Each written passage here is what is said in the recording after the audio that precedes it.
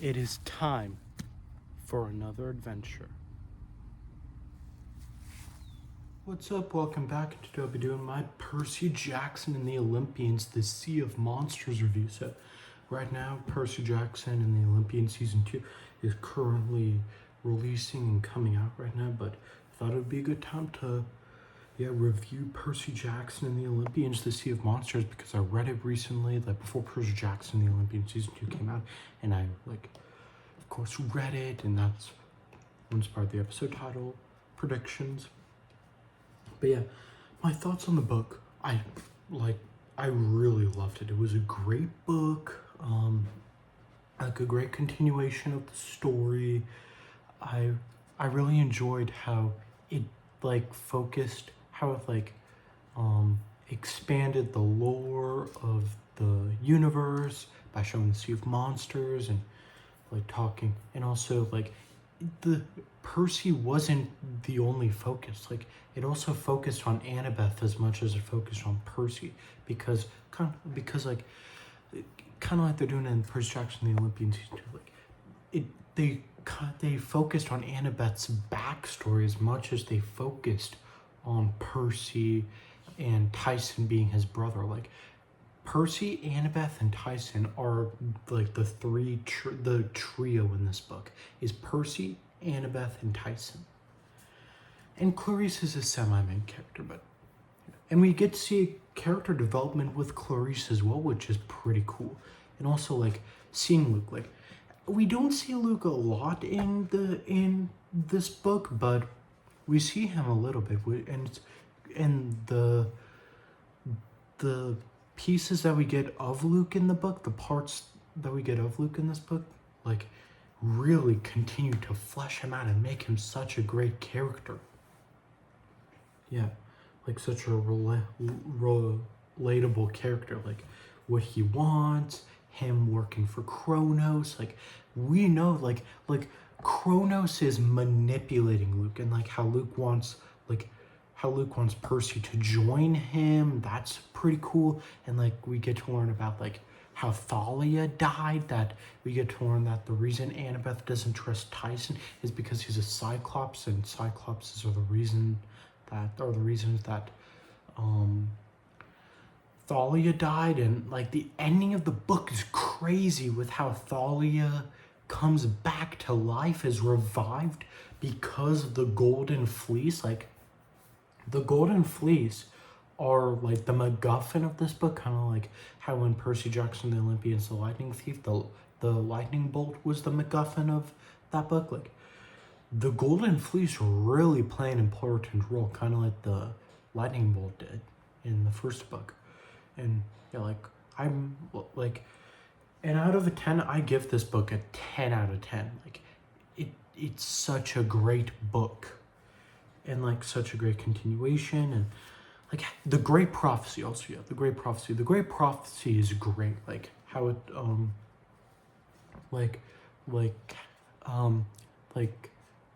how we learn about it, and how Percy connects to it, and how Thalia now connects to it. It's pretty cool. I really like how it's handled here in the book, and stuff.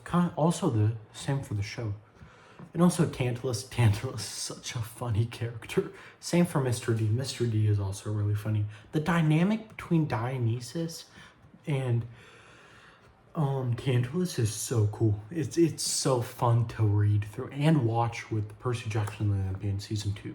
But yeah. And also I really, with Clarice, I really like the character development, how she's learning to trust Percy more, which is pretty cool. And also Chiron. Chiron kind of takes a back seat in this book, in the second book, but Chiron is still pretty cool.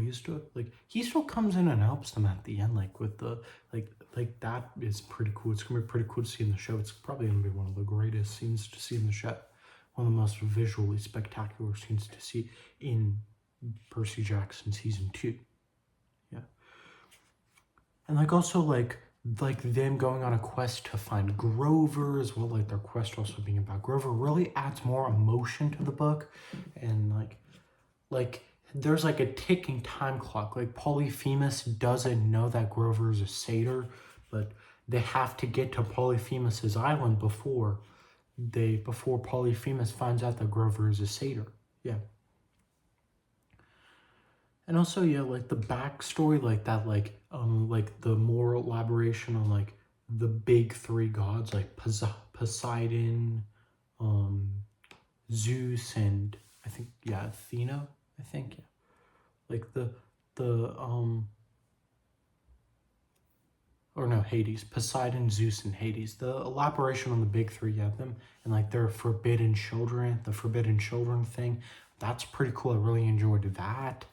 Like how we get to learn more about the forbidden children thing. And also there's some like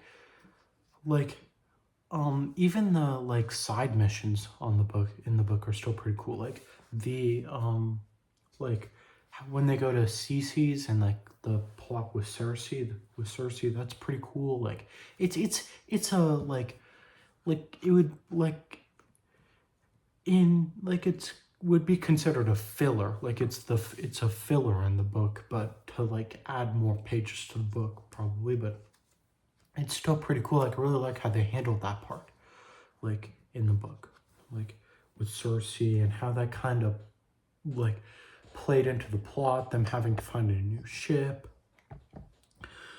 after the explosion of the CSS Birmingham, and also like the thing about the like when with Tyson, like how we thought he died, like that was crazy. And then how they like kept the mystery and then revealed that he was alive and how he survived thanks to Rainbow. That was pretty cool to see. Yeah.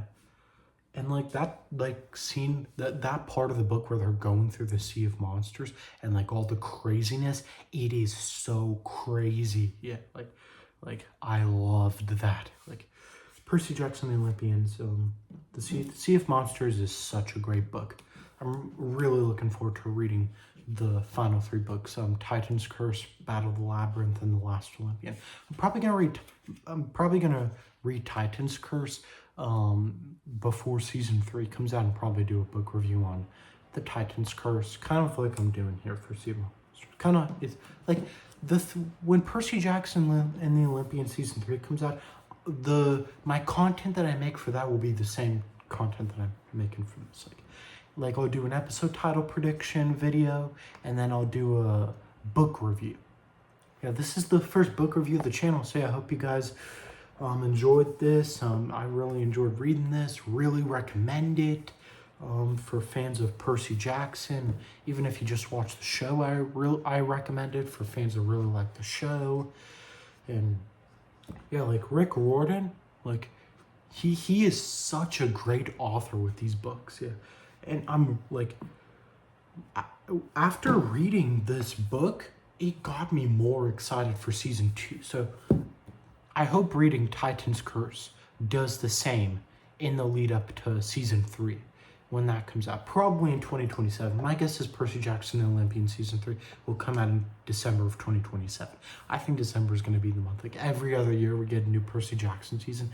So that means December 2029 for season 4, and then December 2031 for season 5, the final season. But yeah, that'll be the end of my Percy Jackson and the Olympians, the Sea of Monsters book review. So yeah, hope you guys enjoyed. And yeah, right now I'll do my closing and say bye. Make sure to like, hit the notification bell, and subscribe. And definitely going to do more book reviews next year and stuff. Like before Mall Shadow Lord comes out, maybe I'll do a Son of Dathomir book like review if I read Son of Dathomir. And maybe I'll get the Shadow of Maul and do a review of all that, since Shadow of Maul will be a literal prequel to Mall Shadow Lord. But yeah. Till next time, guys. Bye.